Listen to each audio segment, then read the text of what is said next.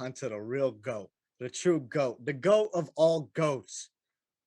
Thomas Edward Patrick Brady Jr. It's a little bit weird to know his entire name. That's my quarterback, John.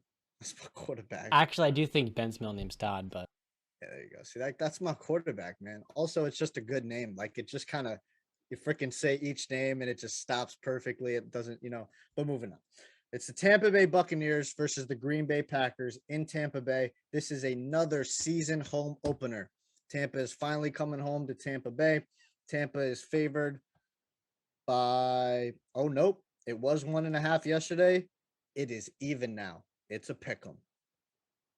Brady 3-1 versus A-Rod, 2-0 in Tampa Bay against Aaron Rodgers.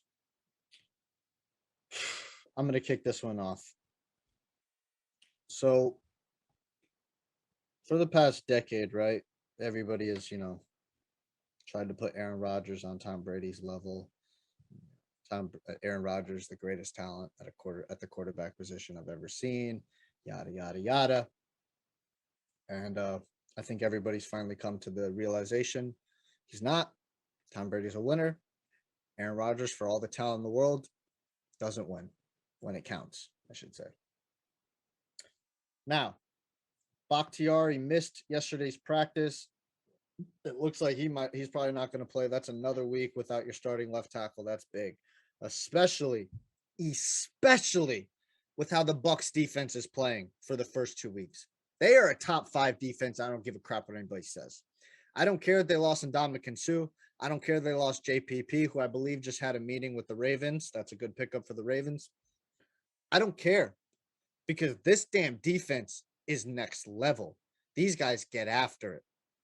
Todd Bowles, this man is showing that, yeah, I should have never been fired in New York, and y'all are stupid for firing me. But let's just be happy he got out in New York because nobody wants to be in New York. And I'm not going to say, I'll be respectful. Now the Bucs offense has struggled the first 2 weeks, and Justin has a little concerns about that. I believe I did a good job quelling his concerns, and hopefully he shares my sentiments now. I mean, through the first 3 weeks, he's going to be without Chris Godwin. We don't know if Julio is going to play this week. Mike Evans, he's dealing with a calf injury, and he just got suspended, so he's not playing. Donovan Smith, the left tackle, is still probably going to be out. So he's dealing with those things. But Tom, like I said, has no problem putting his ego aside, turning around, handing the football off to playoff Lenny, and just winning time of possession and converting on third downs. And, especially, I mean, you want to say the defense did carry for the most of the game, but it was Tom Brady's touchdown pass. That was a freaking thing of beauty. I mean, at 45, this guy can still slang it perfectly deep to Bashad Perriman. Bashad Perriman. Yeah, I got it right there. What a beautiful pass. What a beautiful pass. That broke the game wide open. Now, the Bucs did sign Cole Beasley. They brought him to the practice squad. I don't think he'll be elevated for this game because it's going to be such a quick turnaround. If he is, that'll be interesting to see. I do think it's a match made in heaven, him and Tom and Cole Beasley. Who does Tom love? Small little white dudes who play the slot. That's Cole Beasley. So what's interesting about this game is I believe that this could be actually a pretty low scoring game, considering the fact that we have 2 Hall of Fame quarterbacks. They both have top 5, top 10, top 7 defenses wherever you want to place them. Both are struggling in the passing game, but both have pretty damn good run games. I'm not betting against Tom Brady. It's my quarterback. So give me Tom in a close, low-scoring game. Maybe 24-20. You know what's odd about this game is that both offenses we haven't seen fire on all cylinders.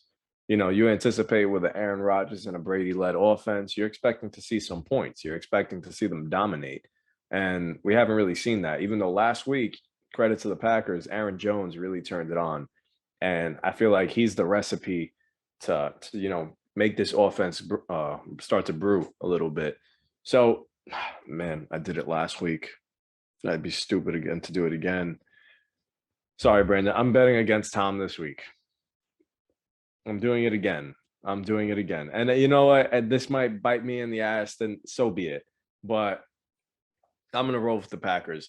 I feel like Mike Evans out, Chris Godwin probably out. He's up in the air. Same with Julio, up in the air. He'll be throwing to Cole Beasley, Russell Gage, uh, Scotty Miller, and Brashad Perryman. And while we've seen Brady do this before, we've seen him rock with Kemba Tompkins. So I won't knock him. I won't say that it's not possible. But I do think this is a big game for Aaron Rodgers and that offense to finally start to mesh. This is week 3. I want to see him start passing. And I think, this is a trap game for me. So I'm the more I keep convincing myself that the Packers are going to win this game, I feel like I'm going to be like, but so can the Bucks. Because we've seen Aaron Rodgers absolutely have duds against the Buccaneers. Some ugly games. This is still an elite defense. But I am going to roll with the Packers this week. Justin, let me ask you these couple questions. Which quarterback do you believe in more? I believe in Tom. All right. Which defense do you trust more? The Bucks. All right. But there's a but. Whose offensive line do you say is? You'd probably say they're an even offensive line, both missing their left tackles. Bucks are missing their center. We've seen Tom take guys from the stands. Which offense is better without Mike Evans, Julio Jones, and Chris Godwin? Who do you prefer? Well, this is what I was just going to say. We've seen Tom basically before the game go to the stands, say, you, and you, put on a uniform, and I'm going to go get a W. We've seen it. All right. I know that's hyperbole, but we've seen basically that. So I no worries. Tom's going to make, you know what? I'm going to steal a phrase from Justin, and I might butcher it. Tom's going to make the timely throws, and the defense is going to make the timely stops. I got the Bucks. It's weird to say a game with 2 first ballot Hall of Fame quarterbacks, one of which is the best to play the position, will be low scoring. This is the NFC Championship game right here. I don't see the 49ers going there, Jimmy Garoppolo. That ceiling is capped. Ultimately, in the NFL, we're looking for teams with balanced offenses that don't have a whole lot of weaknesses and defenses with the star power that can make plays, and as you both say, get those timely stops in the waning moments. Look at the Packers. They have exactly that. Aaron Jones maybe had the game of his career last week, and A.J. Dillon is a phenom of a number 2 running back. Sammy Watkins, I have to give him some credit. 93 yards after I was saying, you shouldn't be in the NFL, so kudos to him for making it work for 1 week at least. And usually he'll have a big week 1, and then he fades off to existence. I guess it was week 2 of the season for him. The Packers are winning this game. I really think you have to put faith, ultimately, in Aaron Rodgers getting development with these receivers. I think there's so much pressure on the Packers with how much they invested into Christian Watson. I think he gets his first touchdown this week. When you invest so much, all that draft capital, into a receiver that you need to contend, I think they have tricks up their sleeve that they've been saving for this game. This is a preview, like I said, of the playoffs. And without his top 3 weapons at receiver, dude, there's not enough offense to be generated. I think Tom can only do so much against an elite level quarterback on the other side with an elite running game and a defense that, like I said before, I think Joe Barry and the Packers have something up their sleeve that we haven't seen against the Vikings and the Bears. Why? Because the Vikings and the Bears. Against the Buccaneers, this is a game where you don't have to put it all on film, but I do think they've been preparing for this game, whereas the Buccaneers weren't really preparing as much as the Packers. And I think this is the week where they surprise some people. Green Bay gets back on top. Bakhtiari will play, I think, after having him last week. And you just can't underrate getting him and Elton Jenkins back into the lineup. I thought that'd be crucial for week 1. If they didn't get him then, they have him now. Rodgers will be protected. And with the talent of this offense, I think it's enough to overcome Brady and the boys.